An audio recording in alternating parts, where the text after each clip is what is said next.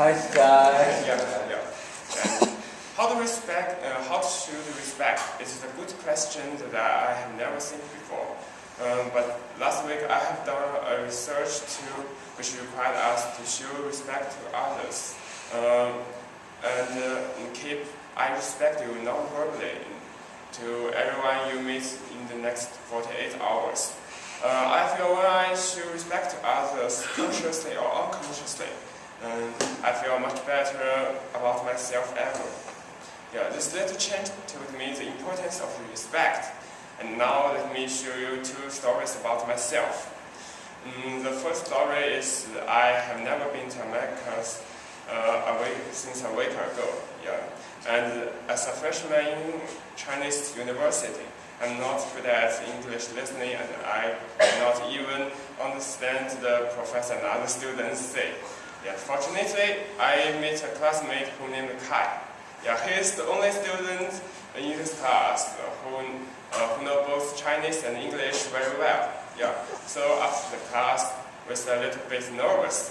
I found him with a big smile and keeps "I respect you" in my mind. I invited him to have a lunch with me and just ask some details about these courses. Yeah. Although it was an abrupt request, he accepted it with pleasure. Yeah. He drove me to his favorite pizza shop and told me how to do this research. It's my first time experiencing American lifestyle, and I became my first American friend. Yeah, I find that I don't need to pay tips in pizza shop, which is quite different from I have been taught from my Chinese teacher. Yeah, and with great effort and Kai's instruction, I finally managed my assignment. Yeah. Another story happened on Tuesday evening. When I returned my dormitory with fatigue, I asked my roommate where my registration sheet was, which was bought by him that morning. However, he was just still watching his movie and totally ignored me. At that time, I just want to yell to him, and suddenly I remember that the professor told me I should respect others. So I took a deep breath and I just want to ask him after he watched his movie. But after he watched his movie, he told me he lost my registration sheet, and I couldn't even believe what he said at first. At that moment, I also want to quarrel with him because that registration sheet is very important to me. However, finally, I forgave him and I try my best to record what was written on my registration sheet, such as my passport number. Yeah. By the way, there's really no person to have with ugly attitude to me. Yeah. Maybe the Americans are very kind and helpful. I don't know, but this really encourages me to chat with others and to make friends with native person. Yeah. With these 2 days experiment, and I feel a lot of positive energy. Yeah. And actually, I always tell to myself that I should help others when they are in trouble instead of standing by. So I have got a lot of thanks from others. In my opinion, the most essential part of this experiment is how to demonstrate your respect and kindness. Yeah. Maybe if giving others thought or keeping your smile are both the best choices. Yeah. When you respect others, you will find you are very happy, and sometimes the best respect is just sit down and listen to others what they are saying. Yeah. All in all, I got 2 lucky days and be a sincere and kind man. Show respect to others. I believe you will get success in replication from others. Yeah, that's all. Thank you. Thank you. Okay, stand up for some feedback. Yeah. You're welcome. Stand up, say your name. Hi, I'm Danielle. Hi, Danielle. I really liked your speech. I like how you put a lot of thought into the actual experiment, and it came out in your speech. It was very interesting, and I like how you had a smile on your face the entire time. Yeah, and the smile is disarming, isn't it? It makes for a friendly speaker despite any language barriers or anything. This isn't someone that's going to harm you, right, Dan? Improvement? Hi everyone, I'm Carrie. Hi, Carrie. Laryngitis, it's not so bad to have laryngitis. I really liked your speech, Scott. I really liked your energy, which was really kind of showed through, but it also did make you kind of rush a little bit, or if you kind of took a little bit more time. I know it's really hard when you're trying to learn a language and express, so that you might want to rush to get through it. But I really liked your stories, so if you want to just take your time and just let them kind of unfold as they would do normally, I think that would be better, but overall I really enjoyed it. Okay, thanks for the feedback. Let me give you some more feedback. First, you did something very smart. You chose somebody in the class that was smart and wise and chose to be their friend. That's always a good strategy in a class where you want to learn something. And I think you chose to befriend Kai and go to lunch with him, and you learned about pizza and tipping and about the class, and it was a very charming detailing of the story, and that was good. On the roommate that ignored you and lost your registration papers, yes, that was a sad story, but still a good story. But you showed you were practicing the respect exercise, and you were not going to lose your temper or be a jerk about it. Your summing up was a little vague and a little not so crisp and clear. Maybe you could have been sharper with what you learned from the exercise. But other than that, you did a nice job. You got it done, and you got it done within a fairly reasonable amount of time. So thank you.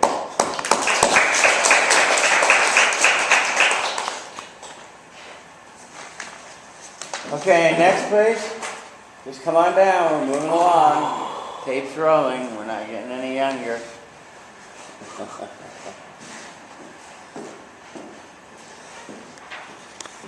Hi, how you doing? Pretty good. Good. Hi, I'm Jesse. Hi Jesse. What's up, Jesse? So I was given the task to communicate respect non-verbally to everyone I met for 48 hours. And I did so by smiling, making eye contact, listening attentively, and basically just making others feel like they mattered. And this is the good, the bad, and the ugly of what I experienced during this task. So one example of a good interaction I had was with a student from China. And he was lost, and he came up to me and he asked me where a certain building was that he had to go to. And I looked at him, I made eye contact, I smiled, and I asked him if he had a map. And he did, and I could have just showed him on the map, like pointed out where he had to go and kind of just hoped that he got there. But I thought it would be more respectful to actually lead him to where he had to go. So as I was doing that, I made small talk, I found out why he was at UCLA, what classes he was taking, and things like that. And he seemed to take it very well. He was smiling the whole time, and he seemed like surprised that someone was showing him so much respect. So and he gave me the respect back that I gave him. So that's one example of a good interaction I had. One example of a bad interaction I had was, I was at Santa Monica College, and I went there to get some prereqs waived for classes I need to take in the fall. And I need to talk to a student worker to see what counselor I need to see to get that problem resolved. And I feel like I showed him the same respect that I showed the student from China, but he kind of didn't show me the respect back. He seemed disinterested, he seemed bored. He kind of was just going through the motions, he didn't make eye contact with me, things like that. He kind of just ignored the respect that I gave him. So that's one example of a bad interaction I had. And I only had one ugly interaction during this task, and that was also at SMC. And I needed to talk to one specific faculty member to get one class waived. And I called her beforehand to see if I could meet up with her, and she said she was out to lunch. She wasn't going to be able to make it in time to see me for when I would be there. So that was fine. She told me to email her, and I went into SMC anyway to talk to other faculty members. And while I was there, the one that I just was talking to on the phone, walked into the room that I was in. So that was like disrespectful in itself because she told me she wasn't there. And then I didn't make a deal about it. I looked at her politely. I asked her if she could handle the situation that I needed to be handled. It would have taken her no more than 10 minutes. I had everything ready that she would need, but she kind of didn't want any part of it. She didn't make eye contact. She just told me to email her again, and she kind of made it seem like her time was more important than my time. So that's the only interaction I had that I would consider ugly. So in summary, most of the time during this task, I had good interactions. The respect that I gave to others was given back to me. I only had a few bad interactions where I was kind of ignored, and I only had that one ugly interaction where I feel like disrespect was shown to me. And I learned that it's really worth it to make the little effort that it takes to show respect to others, because most of the time they'll show you respect back, and it's worth it for everyone involved. Thank you. Thank you. Would you like? Yeah. Your story is Start with your quite name, please. my name is Kai. Yeah. And your story is quite interesting, and I enjoy it. And maybe your speech is a little bit long, I think, and you can shorten your story, and you can extract it and tell us the most essential part. Yeah. Okay. Improvement? Hi, I'm Heidi. Hi, Heidi. Honestly, I don't think he needs improvement, maybe other than the fact you were a little bit fast at some points, but... Okay. Jesse, let me go through your speech. You gave us a preview of what you did and how you operationalize nonverbal communication with a smile and making people feel important and that sort of thing. So we knew what you were doing. And so that was good. You focused on what you were going to do. On your first story of helping a lost Chinese, was it a guy, get to a building, that was good, and that was a good story, and you made small talk, and that was a good story, and the person was pleasantly surprised. So I like that, and I think that was in the spirit of the exercise. On the second story of the clerk that was indifferent to you, I don't know, and I say I'm going to combine this with the faculty that you caught in a lie, and I think she was trying to save face and probably a little embarrassed to be caught there. I don't know what you were doing other than the same thing, smiling, being polite and attentive and that sort of thing, and I don't know what more you could have done. There are these people that are this way, but it's for your benefit to practice being in the habit of being respectful and not just saying, oh, well, this woman's a jerk and screw her, you know, and keep up the attitude of being respectful despite meeting people like this. So you did a nice job. Thank you.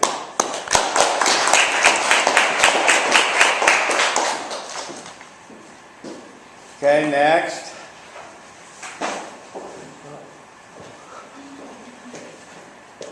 Hi. Hi, my name is Pang. I'm from China. Hi, Pam. Last Monday, when I was required to show respect non-verbally for the last 2 days, I regard it as a tough task. I'm new to America. I even had difficulty expressing myself in words, let alone without words. After chewing over all different situations, I decided to follow the routine I found online to complete this mission. Here I have 2 stories to share with you. Living in River Hall, I could meet a girl at the front desk a few times per day. Actually, she had helped me a lot. I assumed that she knew me by face, so every time I walked past the front desk, I would smile at her and she would smile back at me. Therefore, I had no idea an accident could draw us even closer. One night, I went out to inquire my weekend trip. In a hurry, I left my green card in the room, so I'm not allowed to the dormitory. Without filling a form. She smiled at me when I showed up at the front desk with a form. She sorted out the problem and reminded me not to forget my green card next time. When I entered the elevator, I realized I owed her a thank you, but I decided to make it next morning. However, I didn't see her until her next workday. Just as someone says in Continent, not all that can be replayed, especially when respect is involved. My appreciation will always exist in my heart, but maybe she will never know. Even one day she knows, it will never be the same. So this story also told me, never show your respect the next time. Just do it now. Everybody deserves respect, and everybody should show you respect. One day when my friend and I talking about our experience at the UCLA, one of them dominated our conversation. I learned from my previous experience. I decided to try my best to show respect. So I try my best to just listen. But he's such an enthusiastic speaker that he had no intention to stop after a few drinks are finished, unaware how much he had exhausted his listeners. We just want to go back for that, but he can't stop. So maybe I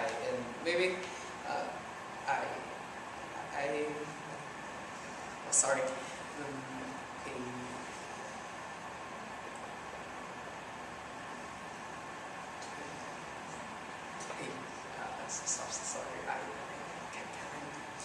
Yeah, you were just trying to say that you wondered why after he got drinking and everyone wasn't listening to him anymore, why he was such a bore. Yeah. People weren't listening to him anymore.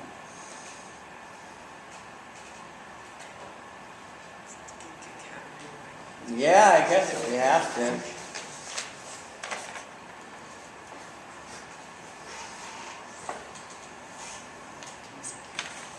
He drinks one water, one coffee, one soda. I don't know if he wants to taste all drinks offered in the dining hall. When he observed our lassitude, all he said should be, "How come we are not listening to his interesting stories?" As for the ugly response, I think I'm lucky because everyone around me is really friendly. No matter how strange I seem or how confusing my problem is, they would respond. They would reply to me in a nice way. So I respect.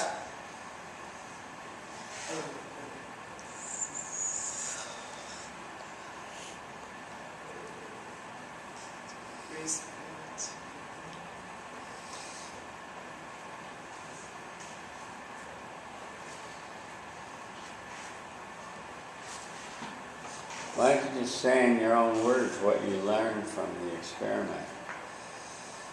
I learned from this.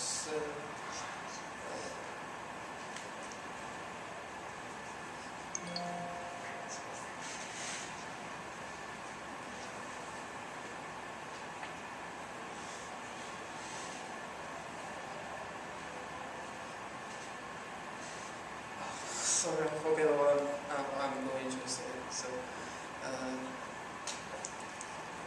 I think non-verbal communication is an important part in our daily communication, and we should you can use eye contact, facial expression, or something else to show our respect. But I do hope I have a face can make it easy to show respect. Maybe this is the simplest solution. I think. Thank you. Okay, you did it. You spoken? Hi, I'm Michelle. Hi, Michelle. Something I liked about your speech was that you were really animated when you spoke. Even when you were struggling, you didn't let that affect you negatively. You were still smiling when you were trying to figure out what you were trying to say and collect your words. So it didn't like affect you like in your smile. So I guess that was really nice. Okay, that was good. Okay, here. Improvement. I really enjoyed your speech. The only thing I think you can improve on is getting your train of thought together. When you had a moment to like think it out and stuff, I thought you were doing very well. You thought of everything and you spoke very nicely. So I feel like just kind of remembering what to say, I guess. Those were good thoughts. Those were good ideas. Okay, you're struggling a little with the language, but you're practicing, and so it's coming. So you're doing fine, so don't worry about it. You're part of yourself, part of it is you're your own problem by stopping and sort of freaking out. And so just sort of be calm and be relaxed and take it in stride. I like the story, your first story of the girl that helped you with your lost brewing car.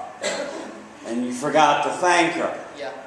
And you regretted not thanking her because you didn't see her again. And so then you made the observation it's important to give thanks and gratitude to people right when you can, because it may be too late. They may die or they may be gone. So yeah. On your friend that was drunk or talking too much or acting like a bore, that was a good story. You had a little trouble getting it out, but everyone was being polite as he was monopolizing the conversation, right? And telling just his stories and wondering why everyone wasn't listening to his stories and he wasn't having a back and forth with other people. It sounds like you were still practicing respect in that context. And then what I wanted to do was sum up what you learned, and you said a few things about the importance of nonverbal communication. So overall, you got the job done. So thank you.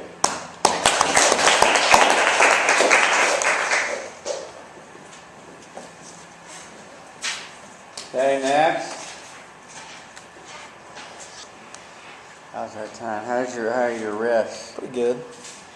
We could have Danielle take over. I'm good for now. Okay. Hi everyone, I'm Jenny. Hi, Jenny. What's up, Jenny? So last week we were given the task of being respectful for 48 hours. And when I was given the assignment, I thought it wasn't going to be too bad, just because I didn't see myself as a very disrespectful person. But through this whole 48 hours, I started to learn what the true meaning of being respectful is, through the good experience, the bad experience, and even the ugly. So I'm going to begin with the good experience. So I work at the Ronald Reagan Hospital as an assistant, and usually after class I would just go straight to work. And so that's what I did. And after I received the assignment, I went to work and I said hi to my boss. Usually I would just greet her and then start with whatever work I had that day. But this time, being respectful, I went up to her. I kept giving her eye contact, and I also started to speak to her and have an interaction. I asked her how her day was, how her weekend was, and I learned that she has 2 kids that are both starting middle school, and that she was cleaning the whole weekend and was very stressed out. We ended up having a really good conversation. I showed her that I respected her, and in return, she also showed that she respected me. She asked me the same questions, and I replied to her, and we had a great and lovely conversation. So after meeting up with my boss, I went to go do my own thing, and I went to start the work that I was assigned. And I saw my coworker, Olivia, and keeping respectful in mind, I did the same. I went up to her, I talked to her, I gave her eye contact, and I asked her how her weekend was. And she told me that she had a great weekend because she went to go see Beyonce and Jay-Z concert, and she had a great time there with her boyfriend. And we just also had a lovely conversation. She showed me that she respected me by asking me the same questions, and she also kept eye contact with me, which I thought was great. So along with the good, there was also the bad. Since I work at the Ronald Reagan Hospital, it's my job to make every visitor that comes feel like they're welcome there. And I'm supposed to keep eye contact, have a smile, nod at them, and even ask them how their day was going. And would walk around and I would do so, but I noticed that there were times when people would ignore me. I would go up to them, smile, but they would just simply turn away or wouldn't even look at me. But I didn't take it personally, knowing that I was working at a hospital and that there are good news and bad news delivered there every day, and people may not just be in the best of moods to start up a conversation with me. And so the bad I didn't think was that bad. There was also the ugly, where people that did start up a conversation with me, they would misinterpret my sign of respect as interest. They would start asking me that how my day was. It would start off as a pleasant conversation, very casual, and then it would go from casual to flirty. They would ask me for my number or even ask me for my work schedule when I would get off. And I got a little creeped out by it just because I am in a hospital and I have to be very professional, and I can't be having these types of conversations with these people. But despite that being the only ugly part of the experiment, I learned a lot about what respect really is. I learned that people have different meanings of respect, and that every little thing that you do can have a huge impact on someone.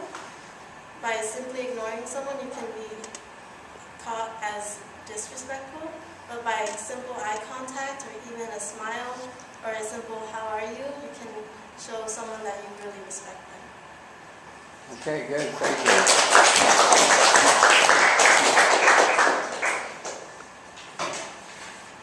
Hi, I'm Layla. Hi, Layla. Jenny, I thought your speech was really good. You stayed really composed, and I really liked all your stories. It was very interesting, and I liked how you put a lot of emotion into a lot of the stories. So good job. Improvement. I also enjoy your speech. Say your name. And me. Hi, Ning. Yeah, we have a very good structure, like the good, the bad, the ugly, and we can follow it very clearly. Now maybe I think you should to ask more connection between your story, and because I just can know that you show your respect, and maybe I after a little about their response with you, and so maybe that's great. So, Okay, do you know what you meant by that? You went into your stories about trading pleasantries with your boss, and it was implicit you were being respectful, but you weren't making it real overt that this was a sign of respect. So you needed to tease out the respectful nature of your attitude, and you somehow contrast this. You never did talk to your boss that much before, that sort of thing. On the Olivia, then that was good. I like the men that wanted to date you. I warned you about that, and you handled it, I assume, professionally, and that was good. And I like your summing up. I would recommend you have a little more vocal variety, a little more energy when you speak, so that you're a little more dynamic in your speech. Other than that, you did a nice job. Thank you.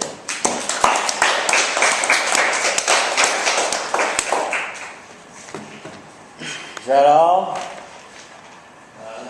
One more. I should grab my paper, so I can give you that next time. Yeah, you guess you'll have to. What's your name? Hi, I'm Vincent. Vincent Hi, Van Vincent. Gogh. So today, I will share with you the results of my experiment. So before the experiment, I had thought that respect was more often shown through words rather than actions. So when I read the assignment, I thought to myself, how the heck am I going to do this? This is going to be impossible. And so in the next 48 hours, I found out that this was wrong, and that in those 48 hours, I experienced the good, the bad, and the good. So from showing respect, I learned that I could receive material benefits in return. In a traditional Asian family, it's important to show respect to my elders.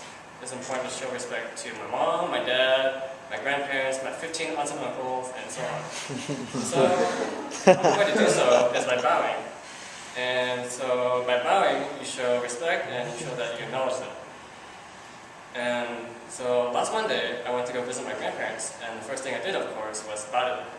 And they were happy that I did so. And at the end of the day, they gave me 2 red envelopes, both with $100 inside. And so by showing respect to my grandparents, I made them happy. And because I made them happy, they made me $200 return, which makes me happy. And so, next is the bad. I found that when I show respect, sometimes I would ignore and disregard it. And this would happen when I would hold the door for people.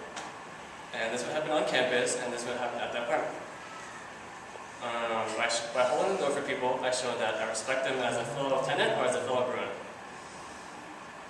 So last Monday, I was in an elevator to my apartment, and I saw this guy holding a big piece of wood. And so I thought I would be respectful and hold the elevator door for him. He was quite the distance away, and the elevator even beeped at me a few times. And so as he came in the elevator, it was like I was invisible to him. He didn't give me eye contact, and he didn't say thank you to me. And so I noticed that he didn't notice me, so I said aloud, which floor are you going to, so that I could press the button for him. And once again, he decided to ignore me and decided to press the button himself. And so being ignored didn't make me feel really good, but it wasn't as bad as the ugly. And the ugly happened because my coworker, Jessica, had asked to work for my shift. We both work for plant research, and she works on Mondays and Wednesdays, and I work on Tuesdays and Thursdays. And so it was her birthday, and why she wanted to work on her birthday, I have no idea. But because it was her birthday, I respected her request to do so and let her work. And by doing so, I expected her to arrive on time and to finish all my tasks that I was responsible for that day. However, the opposite had happened. She arrived 2 hours late and even asked me to go in and help her finish the tasks. And so she wanted to finish early, and because we wanted to finish early, we had to hurry. And so we became careless, and we ended up dropping a huge case of glass speakers all over the floor and shattered glass everywhere. And so by letting her work for my shift, we ended up staying overtime, and I ended up not finishing all my tasks that I was responsible for the day. And so this made me feel mad, and obviously made me regret letting her work. So overall, from this experiment, I found that respect is more often shown through actions rather than words. That we show respect through nodding and eye contact rather than going up to someone and being like, I respect you. Thank you. 326. Where are we? Yeah. Hi. Hi, Josh. Hi, I Josh. really liked the speech. It was really well structured, easy to follow. I also thought your stories were really interesting, funny. And I also like how you explained the things you did and how it was Improvement. Hi, I'm Sam. Hi, Sam. I don't have too much to critique on. I really liked how it was personable and you gave the details. Maybe an area to improve on would be slowing down when you're getting those details so I can have a better picture of the environment you're in. Yeah. He has something bad. Say your name. Say your name. Yeah, my name is Guy. Nice guy. This guy. And could you speak more slow? I cannot fully understand what you say. My English is quite... Okay, that's a fair comment, Vincent. You have an international audience here, so you want to slow down and be clear. Remember to bring your outline in or email it to me.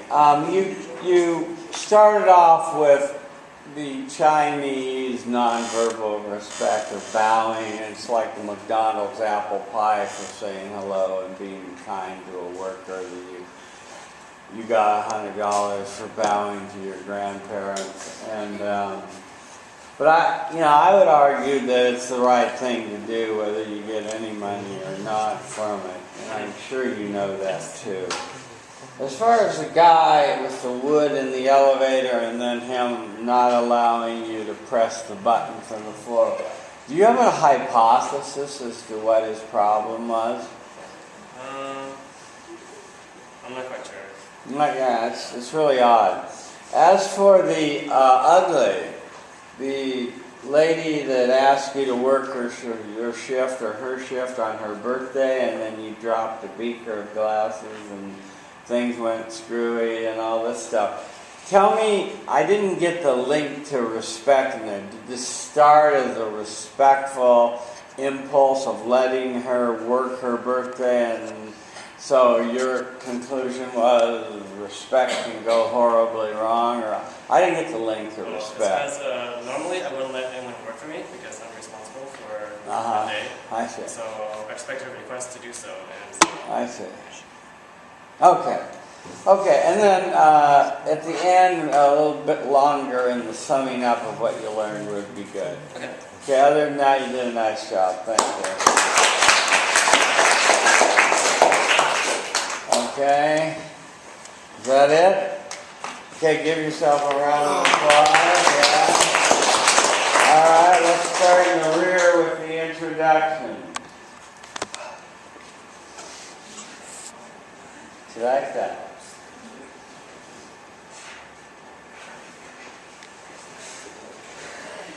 Oh, don't push that button. How far are we gone? Like 36 minutes. Oh, that's good.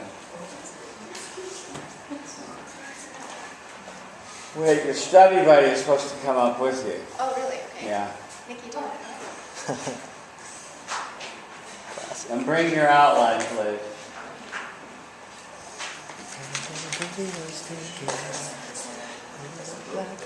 Yeah, as a group.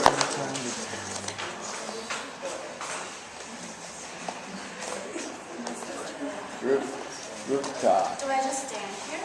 You're just a little off to the side so we can put a face with the words and that sort of thing. Yeah. How that goes. You can still get it. You don't have to do that. Can't you do it from your desk? I can't get both of them. No, I don't want both of them. Okay. Just Hannah. Yes. Hannah. Hi everyone, I'm Hannah. Hi, Hannah. So in Chinese culture, the shape of a circle is actually very symbolic and has a lot of meaning. It can represent fulfillment or something in your life literally coming to a full circle. So if you visit Beijing one day, you'll notice that the subway system is set up in concentric circles, and that the Olympic Stadium, the bird's nest, was actually built in the shape of a circle. And I'm sure you've also heard of the concept of yin and yang, which are two opposing forces that are complementary and not contradictory, and they're both nested inside the shape of a circle, which represents the entire individual. Today I'd like to introduce to you my new study buddy, Nikki Yang. And I'm sure you'll enjoy meeting her because she's very interesting, and in a way, her story is a circular journey of finding who she is and what she wants to become. So Nikki grew up in sunny California in Diamond Bar as an only child. I'd say her childhood was pretty normal, except for the fact that every day after school, she attended Chinese school from 3 to 5 p.m. Understandably, she grew quite frustrated and upset as she saw her other friends just getting to go home and watch TV or play with their other friends. So she would ask her parents, "Why do I have to devote so much time to Chinese school?" And they would respond to her, "Nikki, just trust us. This is good for you. It's helpful for you to learn your language and to keep up with your culture because China is going to become a very big market one day." So begrudgingly, she obliged and she continued with Chinese school. And she kept up with her language abilities. So fast forward to the present, her parents actually encouraged her to go to Shanghai for an entire year to study abroad, which she did this past year. It was there that everything sort of clicked, and she realized that everything her parents said was true. It was true that it was important to keep up with her language, her culture, and China indeed had become a very large market.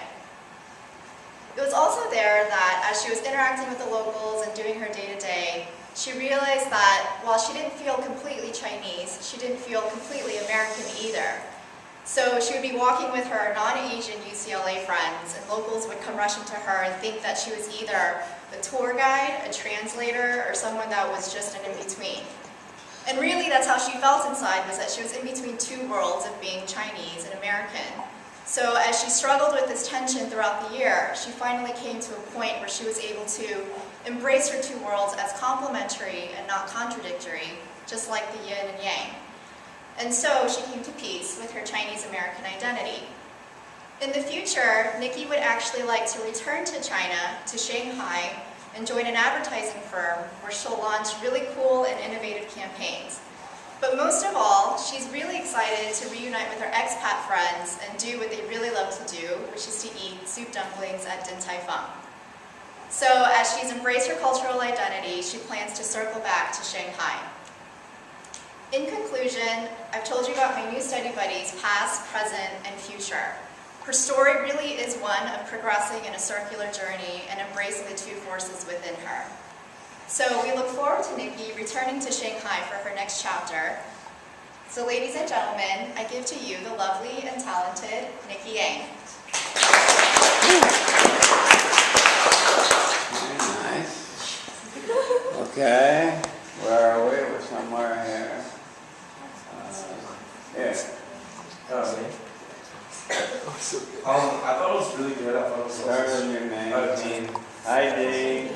I thought you structured your speech really well. I think everything had a clear transition, and so I thought that was a really good strength because you really kind of laid out exactly the past, present, and future of Nikki. Also, you're beginning with the circles. That was awesome. Yeah, and she used that extended metaphor all the way throughout the speech.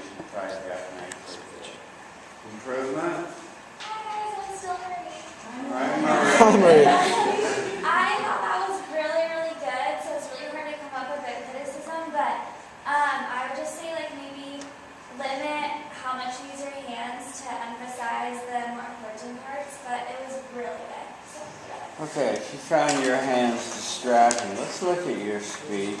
I thought it was really well done, Hannah. No notes, and so it was completely extemporaneous.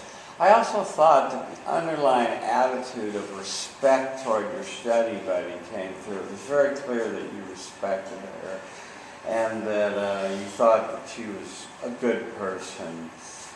On the, you talked a little bit about the drudgery of her having to go to Chinese school in Diamond Bar and the drudgery of it, but she was glad when she got to Shanghai, even though she couldn't breathe, she could at least speak the language. And so that was good. And the present I thought was good, where you talked her as sort of an in-between kind of person. And the future was well done.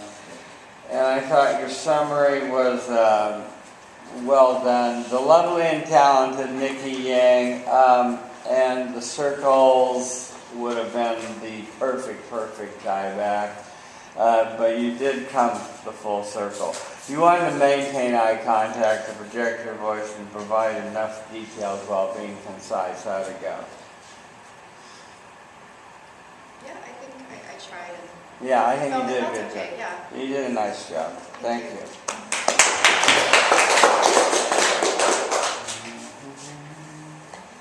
Hi everyone, my name is Nikki. Hi, Nikki. So I want to start out by asking everyone if anything has ever stopped you from what you want to do. So today I'll be introducing my study buddy Hannah Park, and through stories of her past, present, and future, I want to show you that she's someone that hasn't let anything get into the way of what she wants. So I know that you'll enjoy reading her because her story is really interesting, and I think it can really motivate you to look for what you're truly passionate about and pursue those things. So I'll start off with a story of her past, and it's a story about how as a child she pursued her interest in sports, religion, and travel. So Hannah was born and raised in Dallas, Texas, and her fondest memories include those of spending time with her friends, being outside, and being very adventurous. One time she broke her arm while jumping on a trampoline, and her friends also got injured times after that, but that didn't stop any of them from continuing being active. So later she got on to be involved with gymnastics and cheerleading, and she continued that until college. At the same time, Hannah was involved with church and her youth group through mission trips to New Mexico, San Antonio, and Sri Lanka. She was able to pursue her Christian faith and at the same time explore new cities and meet new people, which is also one of her interests. So eventually she decided to leave Dallas, Texas and go to New York for college because she wanted to live somewhere new and exciting, and she wanted to experience the vibe and the energy of New York City. So my second story is about her present. So after graduating from NYU, Hannah started her career at Lehman Brothers, but she was unaware that that would become like part of the biggest financial crisis of our lifetime. But fortunately for her, she was able to move on very quickly after her company had went bankrupt. She advanced her career in real estate finance, and she eventually went to business school. And while she was pursuing an MBA, she was able to travel the world and live in 5 cities, Philadelphia, Paris, Tokyo, Shanghai, and Beijing. And while she was living and studying there, she also had incredible experiences traveling to cities and countries nearby. So after years of working in finance and many long hours and weekends in the office, Hannah realized that this is something that she's not happy doing in the long run. So she wanted to do something different that she felt would be a better fit for her personality and for her desire to help other people. So she decided to quit finance and pursue nursing. So soon after that, she and her husband moved from New York to LA, and they're really loving the weather here, especially compared to that on the East Coast, which is unbearably humid in the summer and miserably cold in the winter. As for the future, Hannah is looking forward to living in LA and learning more about medicine and helping people with their health. Although a majority of her time will be devoted to nursing school, she'll still be involved with her church and traveling abroad. So next on her travel bucket list is Southeast Asia. She really wants to go there because of the cuisine and of the sandy beaches and the tropical islands. So in summary, I have told you about my study buddies, past, present, and future. I think Hannah is someone who really enjoys exploring new things and helping out other people, and she's found ways to pursue her many interests and passions during her life, despite circumstances that might make it difficult. So to dive back to my introduction, I want to say that sometimes it's really easy for something to get in between what we want to do, because we might be busy with other commitments, or we think it's too late to change and pursue something different. But what I learned from Hannah's story is that we shouldn't have any excuse for why we're not going for what we want. Thank you.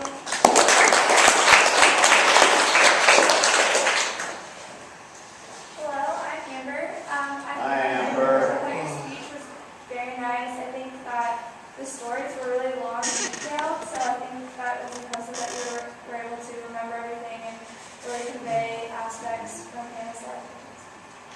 Improvement? I'm Jacqueline. Hi, Jacqueline. I thought your speech was really good, and I really like everything she said. I really could tell all the stories, and I think you had a good roadmap at the beginning, like past, present, future, but maybe you could have like a little bit more like transitions, like moving from one story to another. But Yeah. not really. The stories sort of blended together a little bit. Nikki, I like your speech. You have, I'd like you to look more confident and act more confident. You have a little bit of a nonverbal, you give off fear when you speak, like you're scared or anxious, and it comes through and hurts your credibility. So fake it till you make it, but smile and just be confident if you can, okay? I was worried that you were going to give us a laundry list speech about Hannah instead of stories, but you ended up giving us stories, so that was good. I liked the trampoline story in Dallas and breaking her arm, that was good. And traveling around with her church and going to Sri Lanka and all that, and going to NYU and all that was good. On the present, I would have made more of a story out of the Lehman Brothers failure and the catastrophic nature of that and the bottom falling out of her life and so forth. And but you did make a story out of the travel, but I would have put a little more detail into that because those were some exotic cities that she visited. So. On the lifestyle change for the future, I know the future is harder to get a story out of. What's the lifestyle change? That's kind of big. I guess nursing school is the big change. Huh? And then your tie back was good. You had a hard time getting it out, and then when you finally did, you went like that. And you went, oh, I finally did it. But overall, you did a nice job. It was very detailed. You remembered a lot of information about her, and so that was good. Thank you.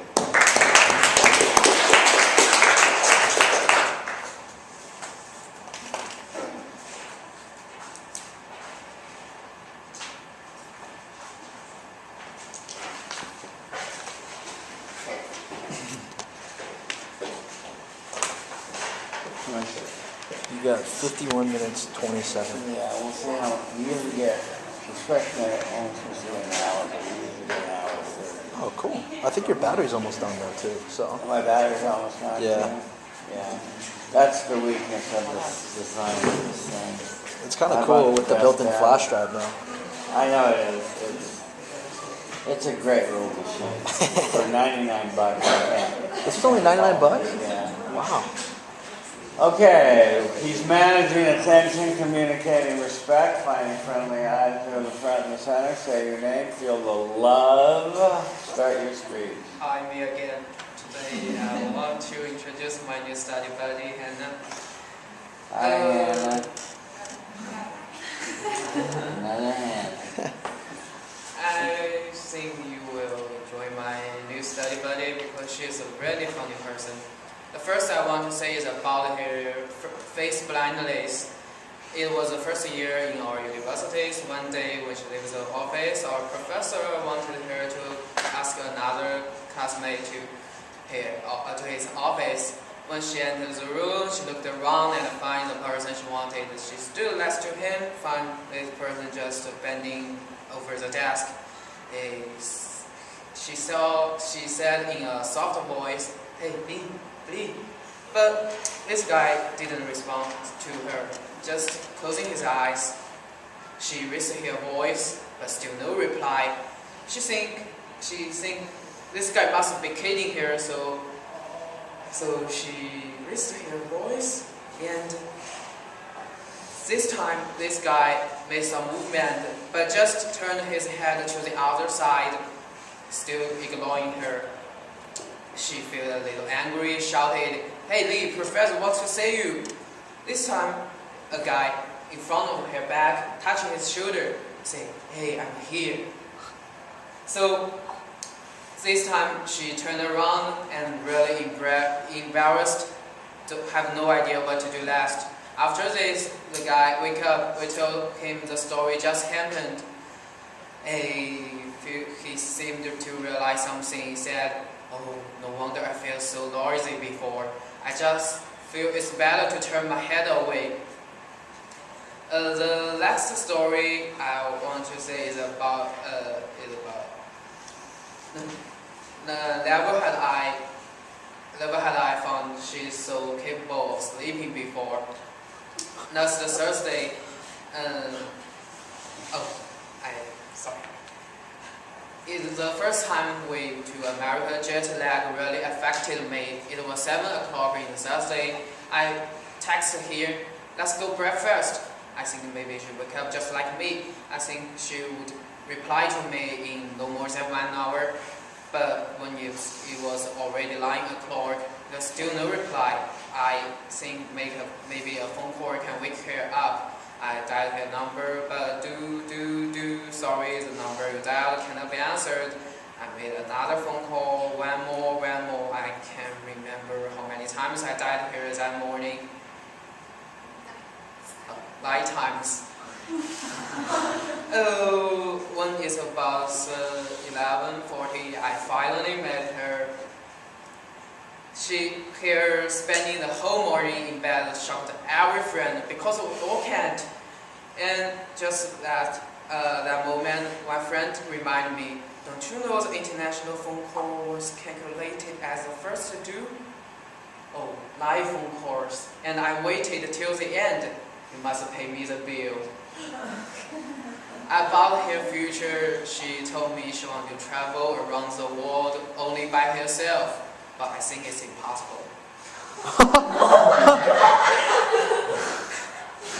The first day to America, she was so crazy about travel from Seattle to San Diego. She just imagined to be the coast starlight, Amtrak, hotel, bus, line, travel lines. There are so many things to plan. One day she told me she will make everything alright and we all can just expect it a wonderful journey. The whole afternoon passed. When I came back to River Hall, I found she still focused on her computer. I said yes, she said in delight. Wow, there are so many there are so many hotels for us to choose. The whole afternoon, the only thing she succeeded to do is read the description of hotels online and decide nothing. That night, we began our discussion about our travel. She just said in corner, oh, I agree with you. Yeah, that sounds great. Okay, let's go. Finally, she will travel along the West Coast, but with us. If not, maybe she's busy looking for her perfect hotels in dormitory now. Okay, I have told you about my study buddies, past, present, and future stories. I think she's a funny person, and her funny stories cannot be detailed in a speech. Also, she wants a handsome guy to show her around Los Angeles.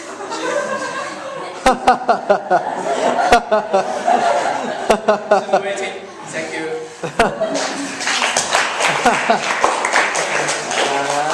Okay, so you're her pimp, huh? Okay. Alright, where are we?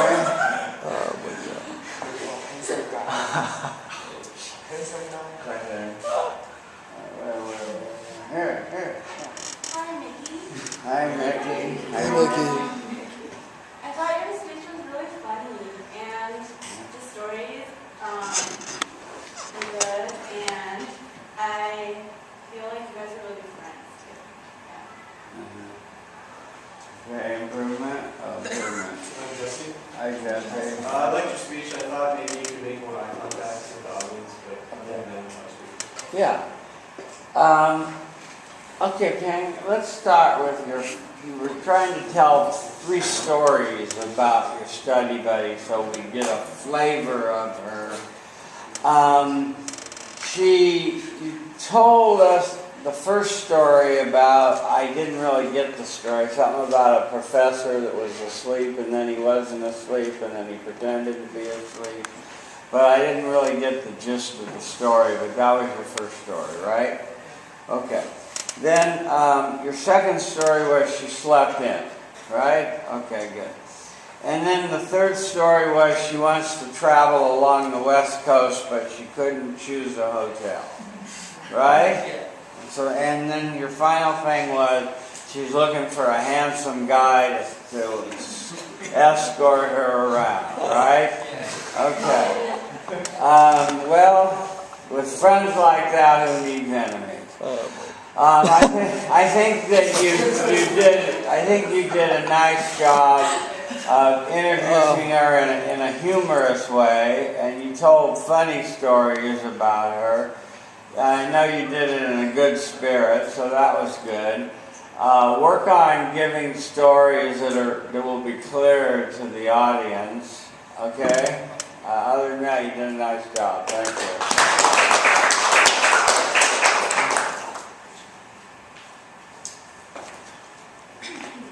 Hi everyone, I'm Hannah. Another Hannah. Yeah. Hi. Now I'll be introducing my new study buddy Pan to you. I know you'll be enjoying meeting him because he's very cute. I mean, he is one in a million if you can. I'll tell you 3 stories about his past, present, and future. The first story of him is about letter N and letter L. And my friend Pan grew up in a relatively remote city in China where people there generally can pronounce differently between words that are only different in the first letter N or L because the dialogue does not require them to. For example, lane and name, bean and the name. So Pan is unfortunately no exception. And we used to laugh at him a lot because funny things happened when he messed up the 2 group of words. For example, one morning when Pan was running late for a class, he was about to cross the road and a foreign gentleman came to him and apologizing, "Sorry, but do you know how I can get to the expo center?" And since the man is a little deaf, but really friendly, and Pan tried to scream out the answer, line 9, to him. So you can guess what happened next. Pan screamed, line 9. So the old man was puzzled. Line? I don't mean the zoo, I mean the expo center. So Pan grew more anxious than ever because he was running late. So he screamed out again, 9, 9. So this man, the gentleman, get it. Oh, bus 99, thank you so much, and hurried away as fast as he can. So Pan was feeling like fainting away at that moment. Of course, although we laugh at him a lot, he never grew really angry, and he was always so tolerant with a pair of innocent eyes looking at you.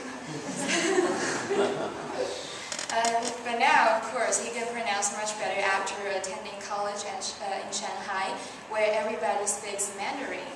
And if you're interested, you can check it out later after class. And the present story is about his life at UCLA. And it's last Wednesday when he was taking his business class. And he was alone. So when the local girl sitting next to him said hi, and Pan grew very excited and started to make interesting conversations right away, like, do you love swimming? Do you like hiking? Oh yeah, we can hang out next time, so etc. And you can imagine how Pan was immersed in happiness that whole class, smiling quietly to the professor. So, naturally, they exchanged phone numbers and email addresses. Back in dormitory, Pan announced proudly that he had successfully made friends with a beautiful local girl who was very likely to take us downtown or even shopping at outlets someday. And of course, we laughed, but Pan argued that he had written this girl an email inquiring about the neighborhood activities. So, wait and see. He waited and waited until Friday night the girl finally replied, apologizing that she has so much homework, so much assignment to do, and she may not be able to hang out with her new Chinese friends. So there were no afterwards. As for the future story, Pan is looking forward to find the true love of his life. and travel around the world with her. Yeah, I'm serious. And this girl can be blonde with beautiful blue eyes and white long legs. But the most important thing is that they share the same enthusiasm for life. And I have known Pan ever since my freshman year. And I know he's the kind of guy who is willing to share every most beautiful moment with the ones he cares about. So maybe this girl, this lucky girl, will be found at UCLA or right here in the oral communication class. And they'll live happily ever after. In summary, I have told you about my study buddies past, present, and future. I'm sure you'll be interested in meeting him, and you'll be agreeing with me that he's very cute and optimistic. I'll give whoever interested in him his phone number. And the boys are welcome too. Oh my God. Well, we're covering all bases. Okay, good. All right, where are we? There, yes, bud. Hi, James. Hi, APM. I think your speech was funny as well, like really funny, and your stories were really like honest, and I appreciate that about the speech. You can tell there were two friends talking about each other. Yeah. Yeah, yes, please. Hi, I'm Hannah. Hi, Hannah. I thought your speech was so funny and really charming. I guess the only suggestion is maybe sometimes you can slow down, but other than that, I thought it was great.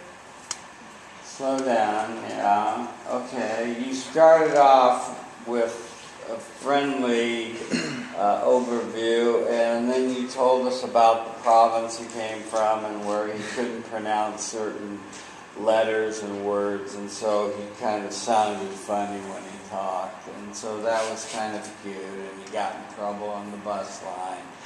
So that was kind of a cute story. So that was okay, and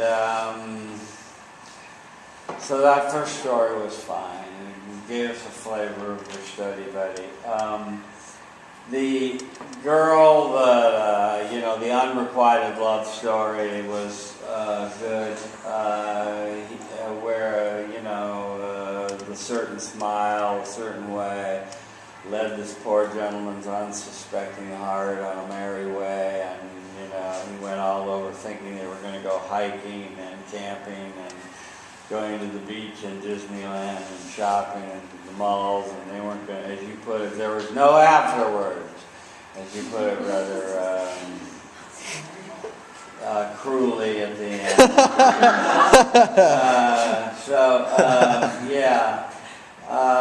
Yeah, that happens, but at least she replied and let him down nicely, so that was okay.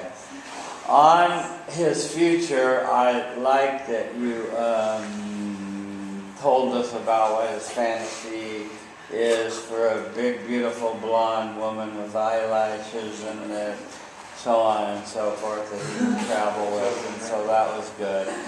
So the only thing I would have liked you to have done a little more with the formatting was to say, so in summary, I told you about his past and present future, ladies and gentlemen, I give you ping, and then a tie back to the intro, okay? But otherwise, you did a nice job, Hannah. Thank you.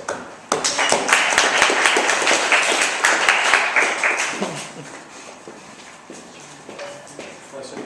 Yeah. I don't think I have to present today, so is it okay if we present on Monday? Do what? If I present on Monday. On Monday, next class. I guess we'll have to. Okay, next. Oh, you want to go next? We're starting from over here. Ooh, bullet dodged. Okay, next row. Yeah, I'm not trying to follow that. It's some bull crap. You already spoke about you too. Yeah. Really? I'll pretend to be. How we holding up? Pretty good, huh? Yeah. We got an hour and 8 minutes. Hi.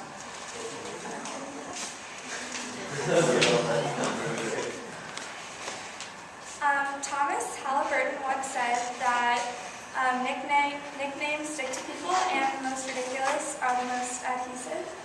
So today I'd like to introduce my new study buddy, Jacqueline. I'll tell you about her past, present, and future, and I know you guys will like meeting Jacqueline because she is a girl with many names. So it all began when Jacqueline was 5 years old, and she really loved hanging out with her grandparents. And she had 2 sets of grandparents, But in her little 5-year-old mind, it was very confusing to have grandma, grandpa, grandma, grandpa, because how can she tell them all apart? So one of her grandmas had white hair, and one of her grandmas had black hair. So she devised the perfect nickname in her head for her grandmothers. And it wasn't revealed until Grandparents' Day of kindergarten, when she stood up to introduce her mom's mom, her grandma, as Black Grandma. Because in her head, there was no racial connotation. Obviously, she was 5 years old. She didn't mean it in any, terrible way. But being the oldest of 5 siblings, this really stuck. And now her whole side of the family, it's like a joke. But obviously, to avoid the racial connotation, they kind of keep it to a BGN and BGP, so what it stands for, so that it's like an inside joke between all of them, kind of like a way for them all to bond, and they'll sign birthday cards with it and everything. So her love for nicknames kind of started when she was young. And then, now, she still has a love for nicknames. She's a counselor for Unicamp at UCLA, and every camper and counselor at camp has a nickname. It started when the first year of camp, one of the counselors went up to one of the younger boys and goes, "Oh, what do you want to be called?" Kind of like, "What's your name?" But he said, I want to be called Smart, because no one's ever called me that before. So kind of as a tradition, all the campers and all the counselors now go by nicknames. So Jacqueline goes by Pups, because it's like an inside joke from her high school friends. It's short for Puppet. But Jacqueline loves working with kids and has a really good connection. She kind of has a motherly instinct, in my opinion. So it's kind of like a friendly nickname for all the kids to call her. And in the future, there's really no telling what her nickname will be. Probably in the far future, maybe it will be Mom, because Jacqueline is oldest of 5 siblings. She loves having a big family, so obviously she wants to have a lot of kids and have a big family, so that will be, I think, a good nickname for her eventually. So in summary, I've told you a little bit about Jacqueline's past, present, and hopefully her future.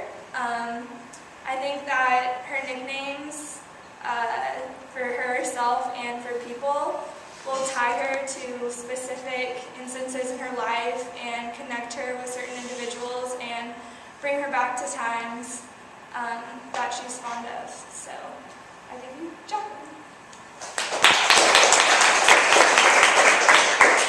3:35. What'd you like? Are we done in the back? Okay.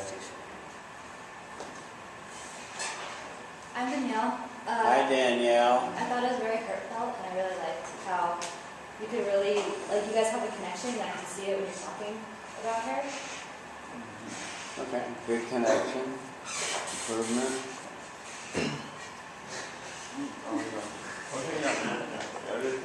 That was your name. My name is Sky, yeah. Hi. And your story about your partner is quite interesting, and actually about her past, her future, and give me a great deep impression, yeah. Okay. You started off with a Halliburton quote on nicknames, and some are ridiculous and some are adhesive. And I was expecting you to go back to that as a tie back, and I see that you were trying to go back to this, and what you wrote here, you wrote back Black Grandma and Pups, but you somehow didn't quite get back to it. And that would have been okay too if you had tied back to it that way, but have your bookends so that you come the full circle. You intrigued the audience by saying she's a girl of many names, and I like this first story of Black Grandma. That was well done, and you got a good laugh from your audience, so that was good. On your present story, you gave her nickname as Pups, and so that was also well done and well told, and so that was okay. On your future 5-sibling wanting to be a mom, that went well. Summary, conclusion, make sure you distinguish between your conclusion and your summary. And you said you wanted to minimize upspeak, slow down, and to be more confident. How'd it go? I can't tell when I'm up speaking, so... I was getting a little better. It's getting better. So just watch it. Make it one of your goals. Tell the person you're practicing with that you don't want to do it and to raise their hand each time you do it. You did a nice job, you guys. Thank you.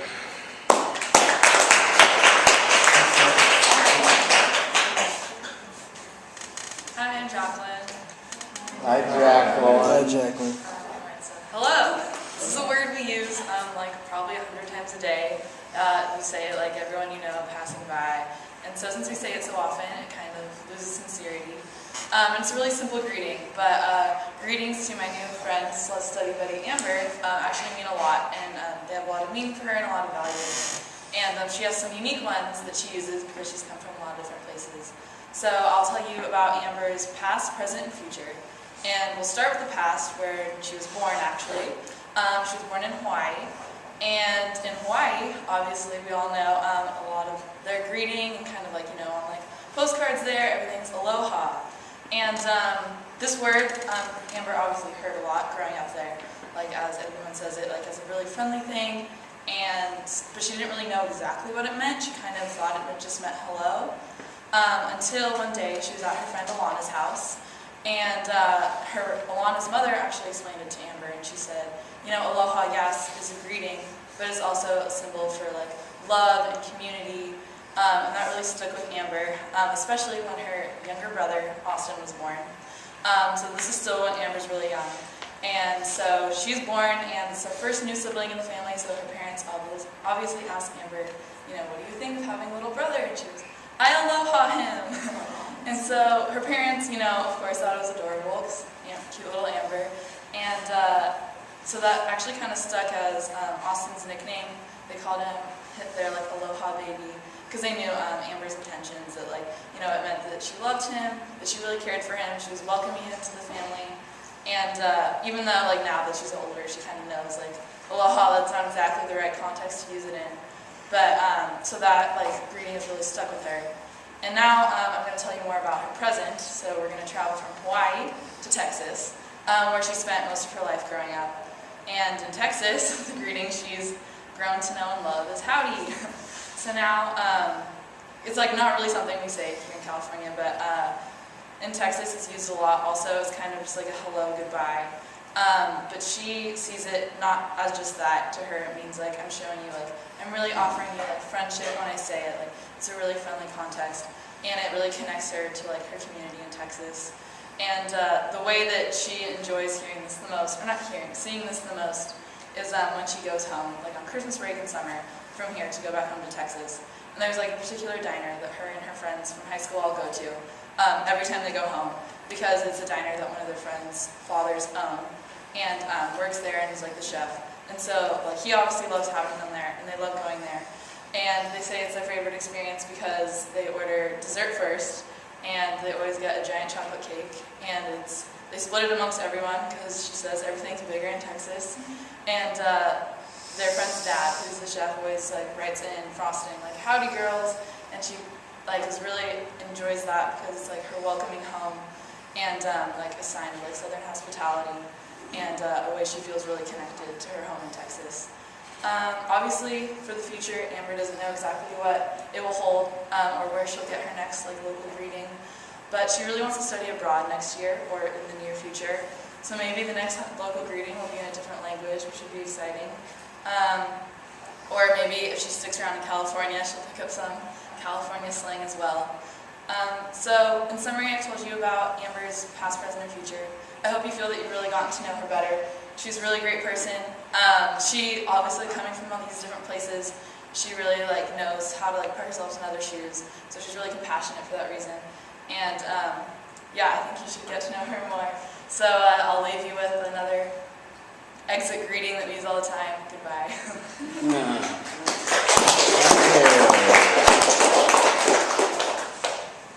Hi everybody, I'm Carrie. Hi Carrie. I really enjoyed your speech. I thought you kind of really encapsulated everything that views about community and what it means to her and how it represents part of her as well. I thought that really came through, and I thought that I really got to know her with your speech, so I thought that was a cool thing. Hi, I'm Michelle. Michelle. I actually really liked your speech, your choice in what to tie it all together. But I felt like sometimes you talked really fast, so then it was kind of oh, okay, I need to speed up my mind to follow your story. But otherwise, it was really good. Thank you.